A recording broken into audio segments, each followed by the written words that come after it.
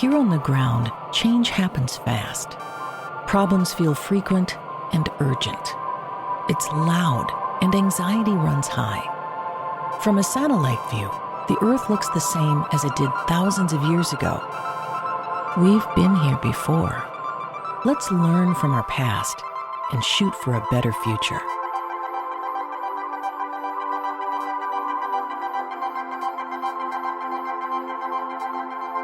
Hello and welcome to this, the 50th episode of A Satellite View. I'm Todd Mikkelson, your host, speaking at you from Sunday, February 11th, 2024, Super Bowl Sunday.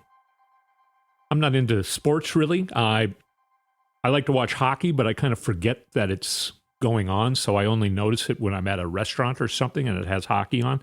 I forget that hockey goes on in the winter. Football, not into football at all. I heard that Taylor Swift is in the Super Bowl this year, and I'm so out of football that I didn't even know Taylor Swift played football, much less that Taylor Swift was in the NFL. I didn't know that. Apparently, the right wing's losing their mind over Taylor Swift making it to the Super Bowl. I don't know why they're so scared of her. It's astonishing. But funny. I have a question for you. Do you think, switching subjects here, do you think perhaps the Democrats trapped the Republicans with this border bill? I don't like the border bill. Liberals don't like the border bill. It's pretty mean. I don't think Joe Biden really likes this border bill, although he would pass it.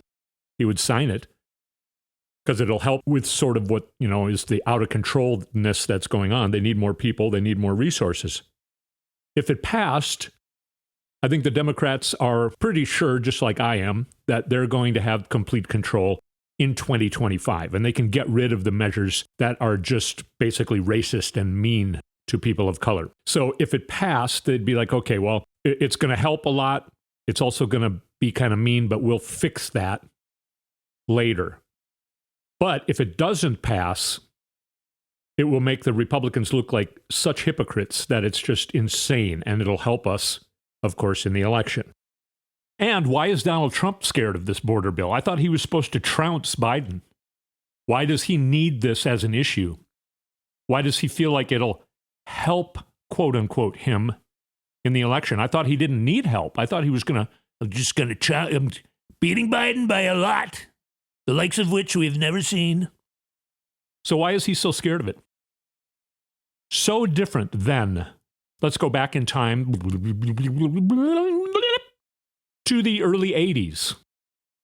We have a television star as our president. He's going senile. The main thing that he wanted to do was cut tons of taxes for only millionaires. Billionaires didn't really yet exist, but if they did, he would have cut taxes for them. What does that sound like? Who does that sound like? Except he said things like this. The legalization provisions in this act will go far to improve the lives of a class of individuals who now must hide in the shadows, without access to many of the benefits of a free and open society. Very soon, many of these men and women will be able to step into the sunlight and ultimately, if they choose, they may become Americans. A marginal imitation of Ronald Reagan. Donald. No, that's another congruency. Rhyming first names. Now, this was a bill that was put together bipartisanly. It was called the Immigration Reform and Control Act. Romano Mazzoli was a Democratic representative from Kentucky, and Alan Simpson was a Republican senator from Wyoming. They each chaired their respective immigration subcommittees in Congress. The Reagan administration asked Congress to work on the immigration problem when they first got into office in 1981. These guys started working on this right away, pretty much. It took them years to put together a bill. They first put it up, I believe, in 1985. And it fell down on the cost issue in the conference committee. But it got out of the first committees, which was good, but then it couldn't make it through the conference committee. There was a rigmarole with employers Their first shot was that they were going to make it illegal for companies to hire illegal immigrants, which meant the employers had to check each of their hires to see if they were documented or not.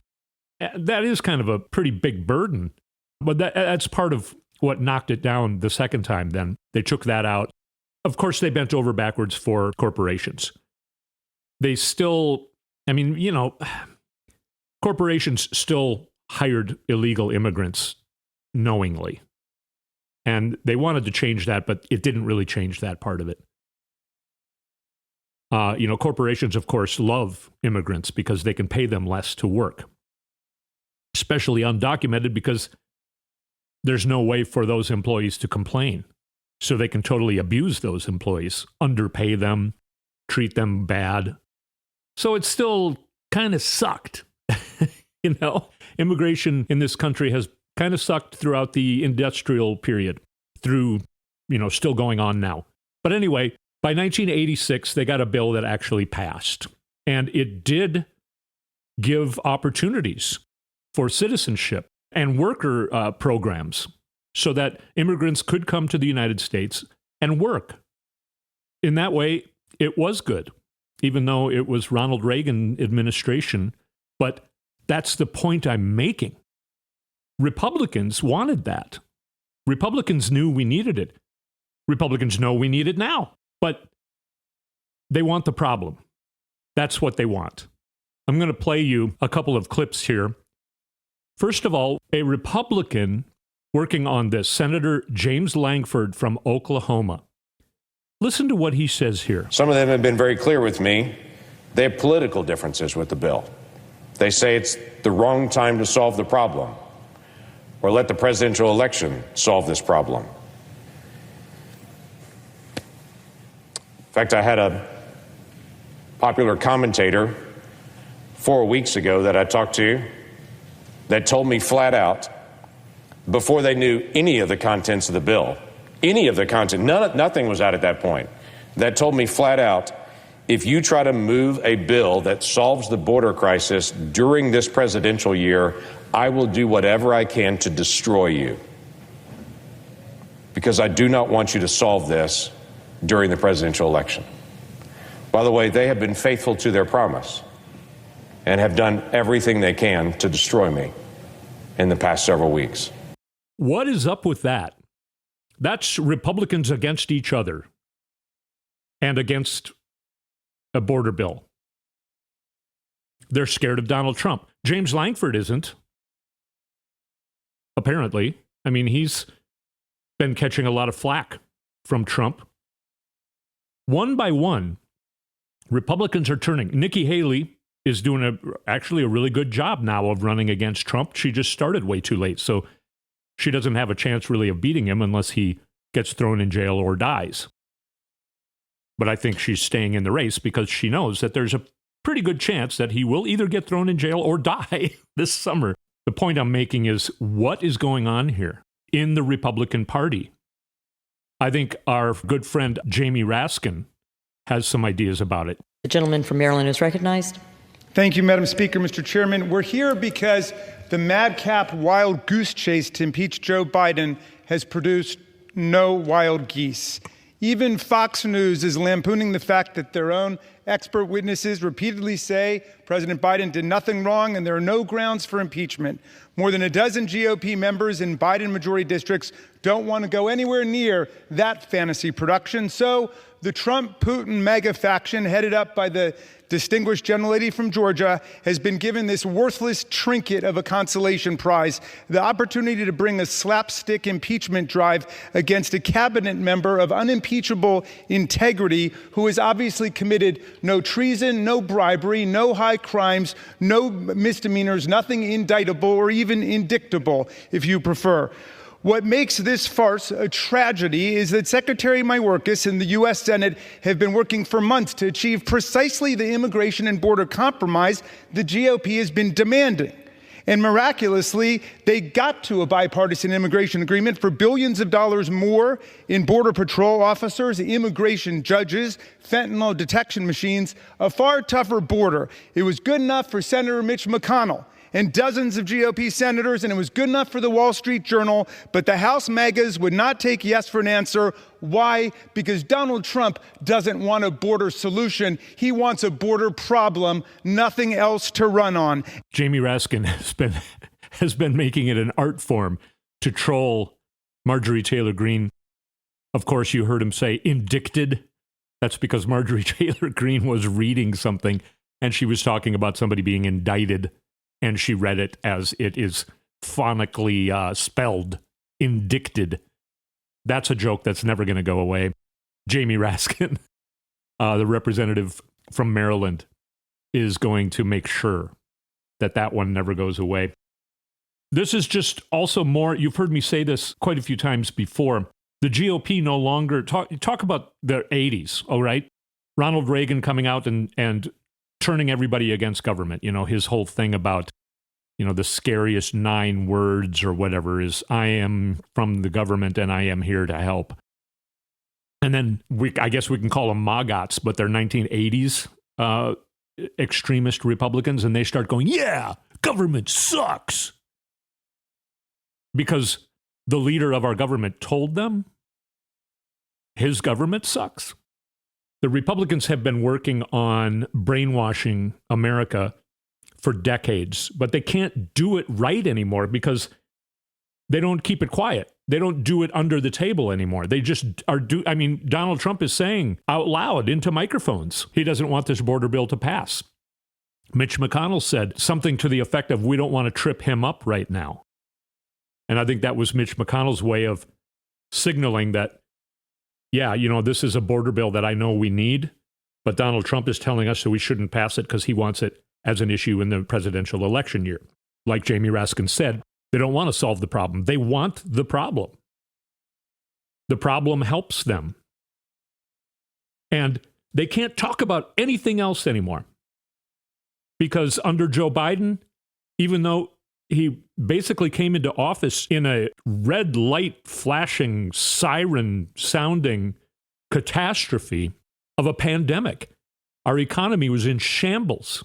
And yes, a lot of that was Donald Trump's fault because he did not know. He got rid of all of the measures to handle a pandemic because the black guy is the guy who implemented it. So he got rid of all that. The pandemic killed, 1.5 million Americans now? How many hundreds of thousands less people in our country needed to die? That's on Donald Trump. So the catastrophe of an economy is Donald Trump's fault. Joe Biden has completely turned it around, making record-breaking. The stock market it's been breaking records like every day practically. Not that I care much about that, but you know, Donald Trump said, the stock market's going to crash if Joe Biden wins. It's going to crash. We're going to have a recession. We're not going to have a recession. We're going to have a depression, the likes of which we've never seen. By the way, did you notice a couple shows ago when I played a recording of Trump from 1990, he said stuff like that. He hadn't yet honed the likes of which we have never seen. He does things like that because he knows deep down inside that he's really dumb. He doesn't care about being smart. He never needed to do anything in his life. All he's done is squandered billions of his father's dollars. He knew that he needed to come up with a couple phrases that made him sound a little more smart. That's why you keep hearing him repeat, the likes of which we've never seen. He practiced that years ago so that he would have it drilled in his brain so that he would say it, because that sounds like, to him, a sophisticated language. But then, of course, the result of that is that he says it way too much. So it's like, hey, wow, did you learn a new word today, Donnie?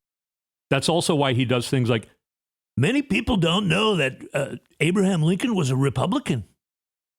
I think that's something he actually said once. I should check it out to make sure, but I remember him pretty sure he actually said that once. And that's because he had just learned backstage. You know, he was probably railing on Abraham Lincoln for freeing the slaves. That dirty commie liberal. And then somebody said, well, actually, Abraham Lincoln was a Republican. So then he goes on stage and he's like, many people don't know Abraham Lincoln was a Republican. Oh, my God. But this 50-year scam that the Republicans have been pulling is not working anymore. It's folding in on itself because they're out loud now saying, you heard people like me. I've heard a lot of other people say this. I'm not trying to take credit for the stuff that you hear me say on here. I get a lot of it from people smarter than me and know more about these subjects than I do. But they don't want to fix the problem. They want the problem. That's something I've been saying for about a year. But now the Republicans are just saying it. I don't even have to say it. They're saying it. They used to cover up their scam. Now they're not. And that's because they've lost all their brain power. They don't even understand that part is supposed to be said behind closed doors. It's not supposed to be said into microphones. So now they just say, we don't want to do anything that's going to help Biden. We don't want anything that's going to help the people of the United States while Biden is president. We want to hurt the people of the United States while Biden is president. Now they just say it into microphones. They have been doing that for 50 years, but now they're saying it into microphones and it's not working, and people are starting to see it. So, yeah. All right. Went overtime again. We're going to take a break, and we're going to have a lot of fun when we come back. You're listening to A Satellite View. I'm Todd Mikkelson. We'll be right back.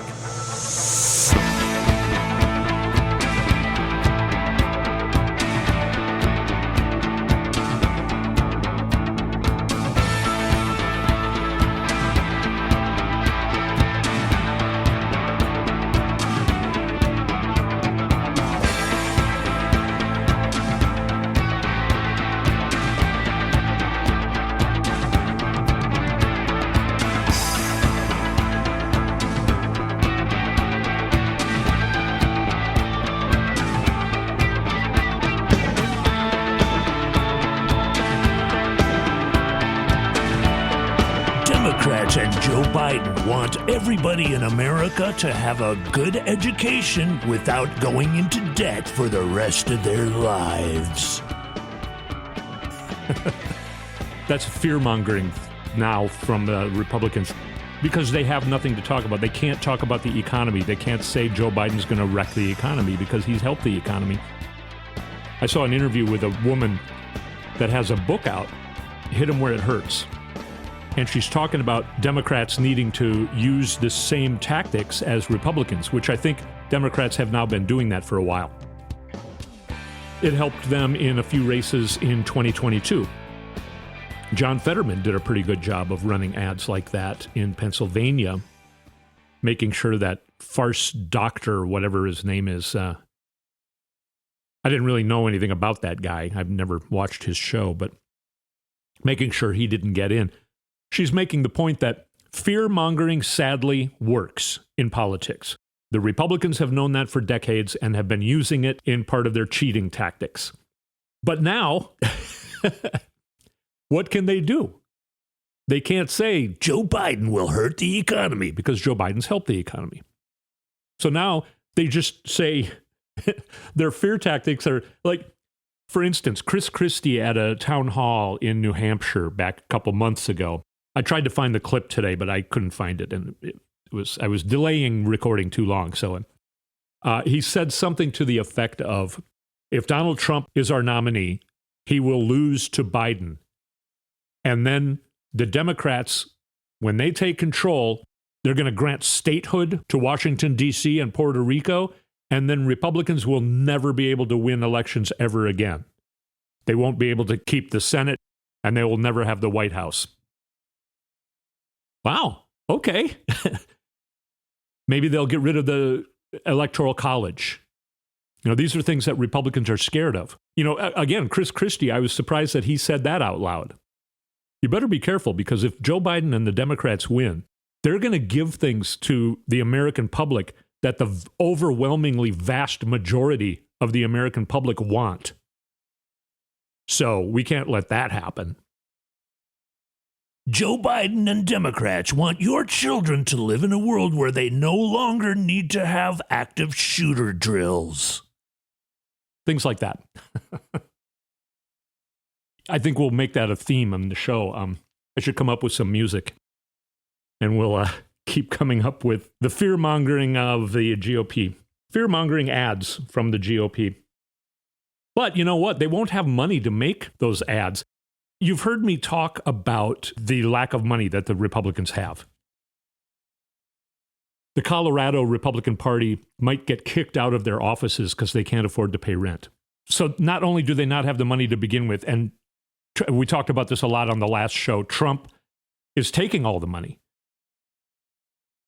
Trump's super PACs are the only ones raising the money, and then he's using the money to try and pay his lawyers to stay out of jail. So the Republicans they don't have enough money to run campaigns. And they seem to know they're doomed because they look to be highly abusing the money that they do have. The end of the year numbers all got released just in the last week or two, maybe two, because we talked about it a lot in the last show.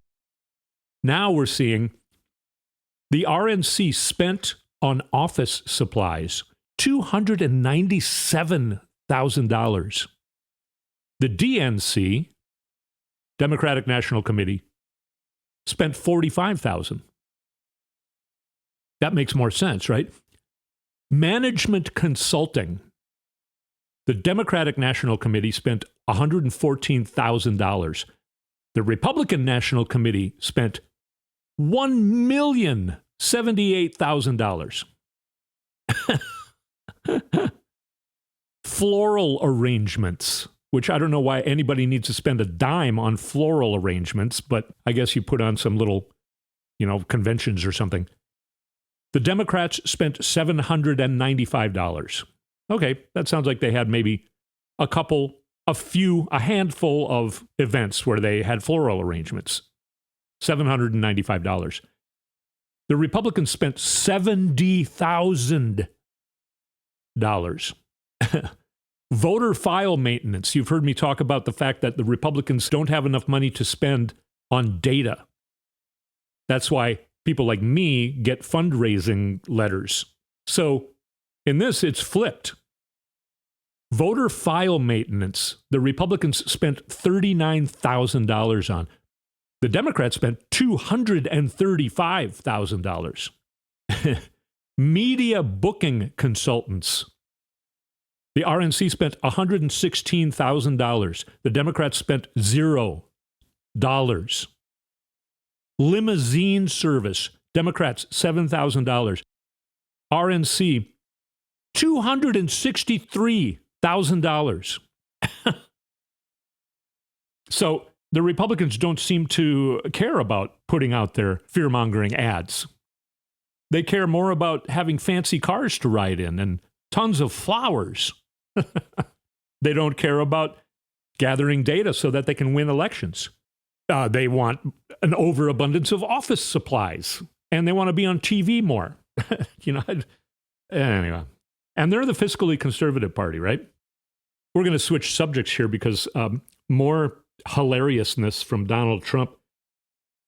He asks why we've never heard, under Joe Biden.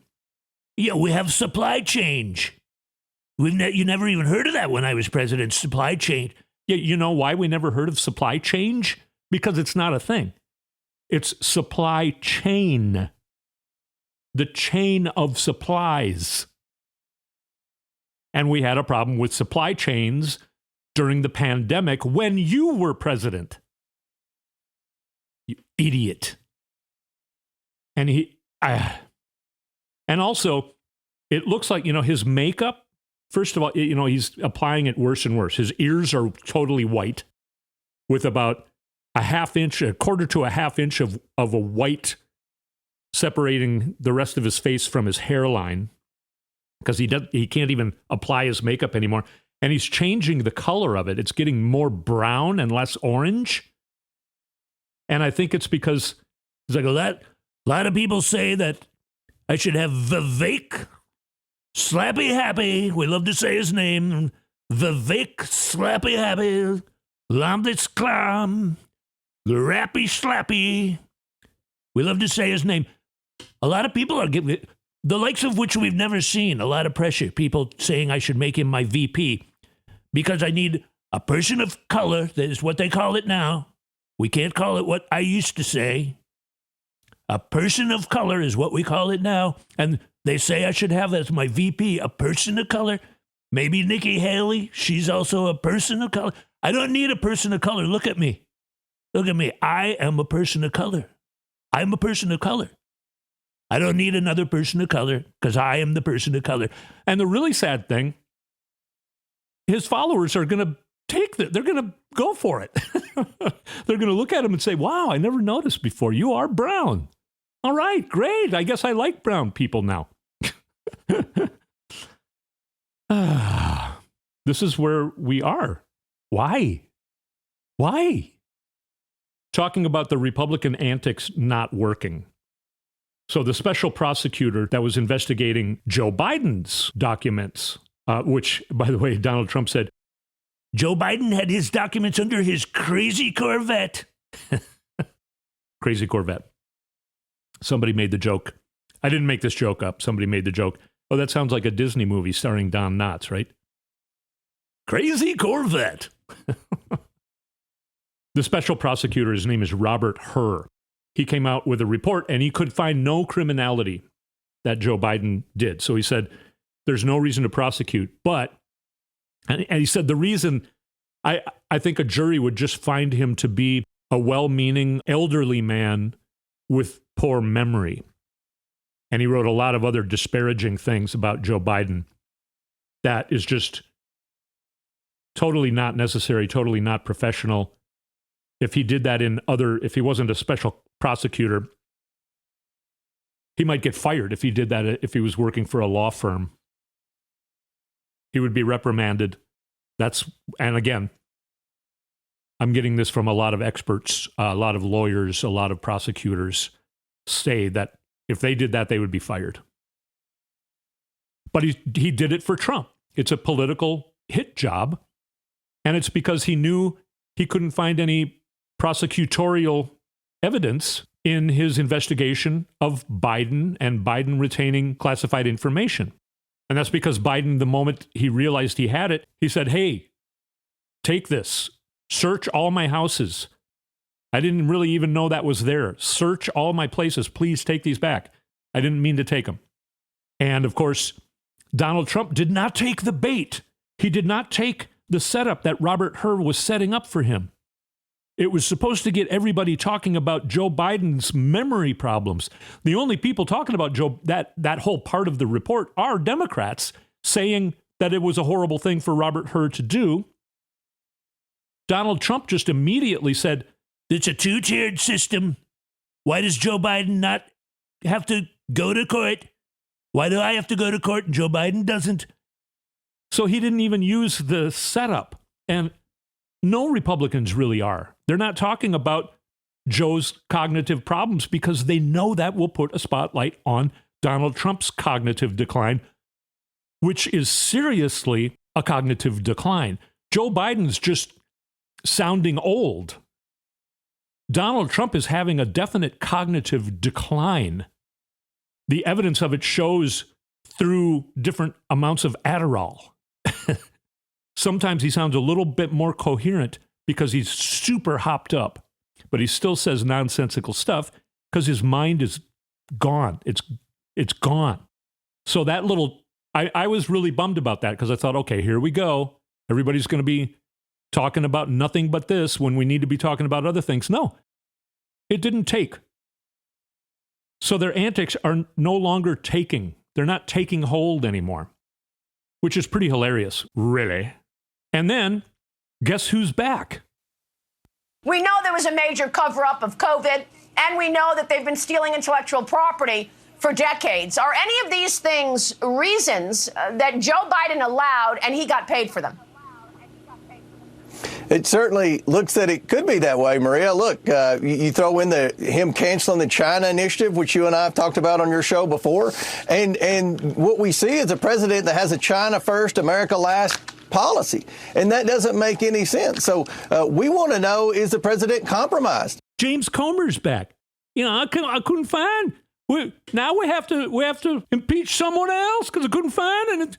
Biden's done no crimes. I couldn't find any crime. I talked to people and they couldn't remember the bad part. So I can't find any crimes. It's not my fault that Biden didn't commit any crimes and Donald Trump did. But yeah, I don't know why they're letting him back on TV. He was kind of forgotten about. And then just yesterday or this morning, he comes back on TV with his whole, And by the way, when they talk about money from China, again, that's Donald Trump. That's Donald Trump. He's the one who took the money. It's not my fault that Biden didn't take any money from China. And it's not my fault that Donald Trump did. It's not my fault Donald Trump got impeached. And now I have to impeach Biden, and I can't because I can't find any crimes. It's not my fault. Joe Biden should have committed crimes. It's Joe Biden's fault that I can't impeach him. But that's what the reason that they're doing these sham impeachments. We heard Jamie Raskin talk about the Mayorkas impeachment earlier in the show. Seriously, that's what they need to impeach someone. Donald Trump said, listen, you got to impeach somebody. Somebody's got to be impeached so that I'm not the only one. That's why they're doing this. And they're failing so miserably.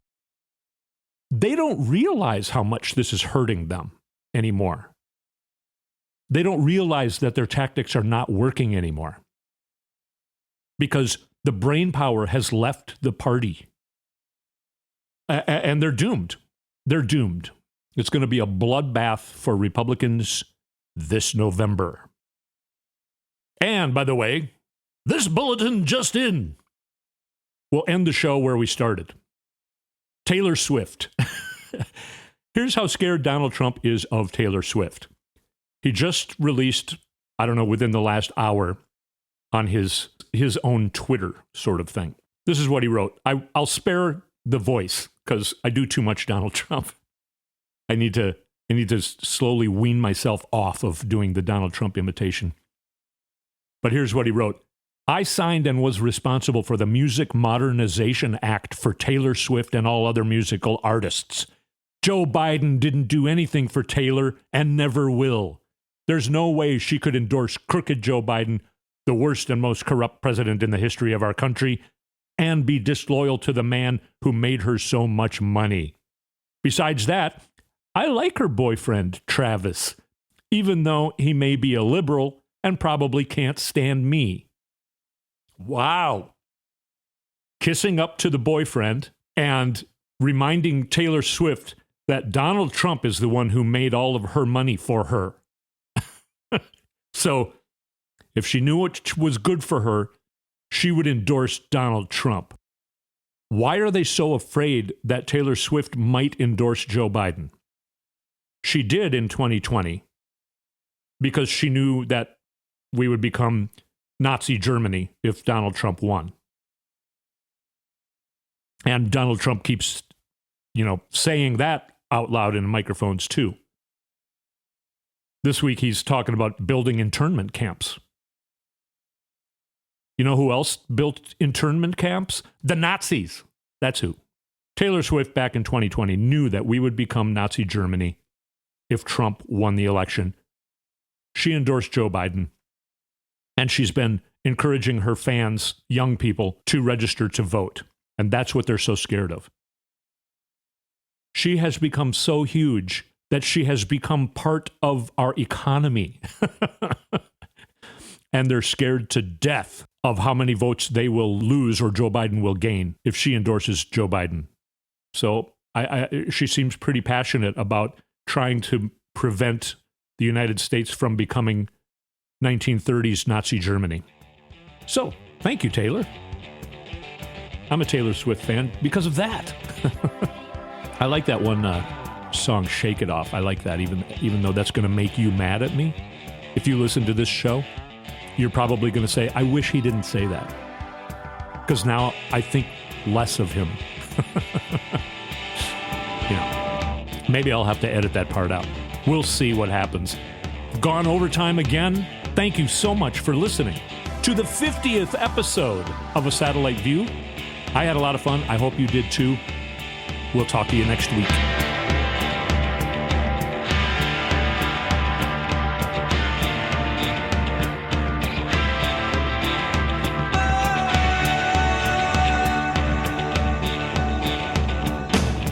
You've been listening to A Satellite View with Todd Mikkelson.